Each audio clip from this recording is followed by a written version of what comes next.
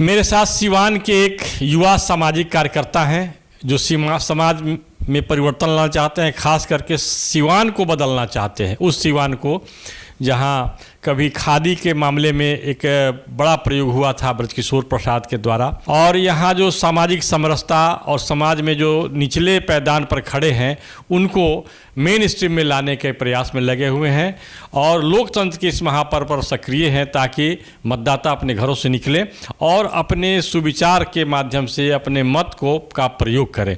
ऐसे जन्मेजय कुमार जी से मैं बात करता हूँ। जन्मेजय जी नमस्कार। जी आपको बहुत बहुत धन्यवाद और आपके चैनल के जितने व्यूवर हैं उनको भी बहुत बहुत धन्यवाद है। आप ग्रामीण क्षेत्रों में घूमते हैं और ग्रामीण क्षेत्र के जो जनता है क्या क्या सोच रहा है इस बारे में? क्या वोट देंगे? वोट का प्रतिशत गिरेगा या बढ़ेगा? देखिए, एक तो सबसे पहले जो आपने कहा कि वोट का प्रतिशत बढ़े, आज विगत हम महीनों दिन से जब चुनाव का डिक्लेरेशन नहीं हुआ था तब से लगातार क्षेत्र में बने हुए हैं कि मतदान 100% हो, मतदान पहले मतदान फिर हो जलपान, राष्ट्र हित के लिए मतदान ताकि राष्ट्र का हो पुनर्निर्माण। इस भाव को लेकर के समाज के सभी वर्गों में जा कर के ये निवेदन कर रहे हैं, आग्रह कर रहे हैं। और हमारे इस ज़िले के अंदर जितने भी कार्यकर्ता हैं वो उनको हम प्रयास कर रहे हैं लगाने के लिए कि हर घर तक हमारी प्रखंडों की टोली, फिर नीचे पंचायत की टोली बना करके, फिर ग्राम इकाई खड़ा करके नौजवानों का 10-10 लोग का टोली बना करके लगातार हम रात को 10 बजे 11 बजे तक घूम करके एक ही प्रयास है, कौन जीतेगा क्या हारेगा वो विषय नहीं, लेकिन देखिए हम तो एक ही चाहिए, राष्ट्र के पुनर्निर्माण के लिए अपना घर द्वार छोड़ करके समाज का काम कर रहे हैं। एक ही सीवान जिले के खास करके मतदाता से आपके चैनल के माध्यम से निवेदन करूंगा कि सबका मतदान, सबसे पहले मतदान फिर जलपान, राष्ट्र हित को ध्यान में रख करके सरकार कौन हमारे लिए कल्याणकारी होगा, हमारे क्षेत्र का विकास कौन सा करेगा, दूसरा हमारा धर्म और संस्कृति कैसे सुरक्षित रहेगा, हमारे जो हम सनातन को मानने वाले लोग हैं उस आधार पर हम तो खुले बातों में कहते हैं, कोई भी चैनल हो, कि हम सत्य सनातन को मानने वाले हैं और सनातन बची रहेगी तो यह देश बचा रहेगा, और यह देश बचा रहेगा तो ये यहाँ की जो भी व्यवस्थाएं वो सब ठीक रहेंगी। सिवान के बारे में कहा जाता है कि सिवान में पूरा रक्त रंजित रहा है, पूरा इसका इतिहास रहा है। एक तरफ वामपंथी जितने विचार के लोग थे वो खेतों को लेकर के लड़ाई, और दूसरी तरफ आप देख सकते हैं कि एक ऐसा गिरोह जो सिवान को अपने दृष्टि से हाँकना चाह रहा था, कब्जा करना चाह रहा था, जिसको आप कह सकते हैं कि एक आपराधिक गिरोह, जातीय हिंसा की ही बात आप कह सकते हैं। तो अभी के चुनाव में मुद्दा क्या है सिवान का? देखिए, हमको जहाँ तक याद है 1995 से मैं इस क्षेत्र में लगातार मैं जब कॉलेज हाई स्कूल में जब पढ़ता था तब से लेकर कर कॉलेज लाइफ और सामाजिक जीवन तक सिवान जलता हुआ सिवान था।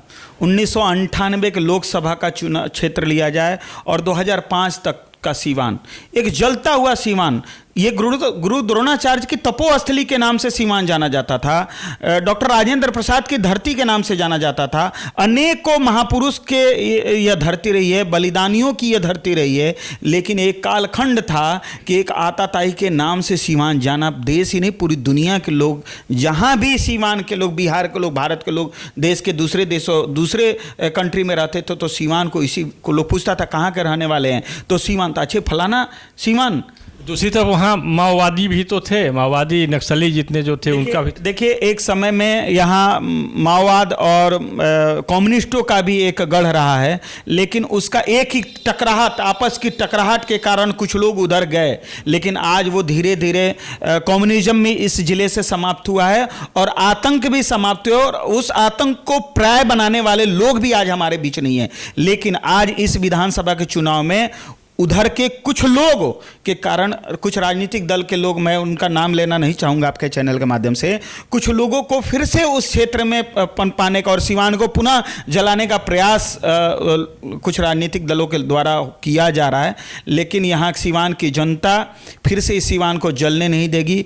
मैं आज के युवा पीढ़ियों से कहूँगा जिनकी आयु 18 साल, 20 साल, 25 साल के बीच की है, जो नए मतदाता हैं, आपके पिताजी, आपके दादाजी ने सिवान के इतिहास के बारे में बताया, जो 10 साल 15 साल का सीवान का जो जलता हुआ सीवान, शाम को 5 बजे के बाद कोई निकलना नहीं चाहता था। गांव से अगर आ गया तो वो शाम तक घर पहुंचेगा कि नहीं, इसकी कोई गारंटी है।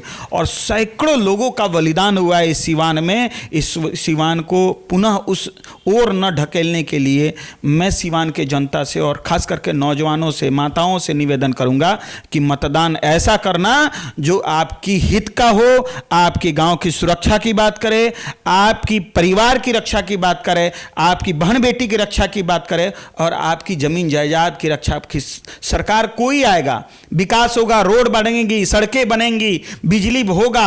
अब वो स्थिति नहीं कि कोई भी सरकार आएगी और पुनः आज से 20 साल पहले जो स्थिति था वही जंगल राज, ये संभव नहीं है। लेकिन इसके साथ साथ हमारा विकास मतलब हमारा व्यक्तिगत घर नहीं, हमारा विकास मतलब हम अपना रोजगार, अपना व्यवसाय कैसे कर सके, हम अपनी सुरक्षा कैसे महसूस कर सके, हमारी बहन बेटी कैसे सुरक्षित रहे, ये भी एक मत इस वोट के चोट से दे करके हमको प्रयास करना चाहिए।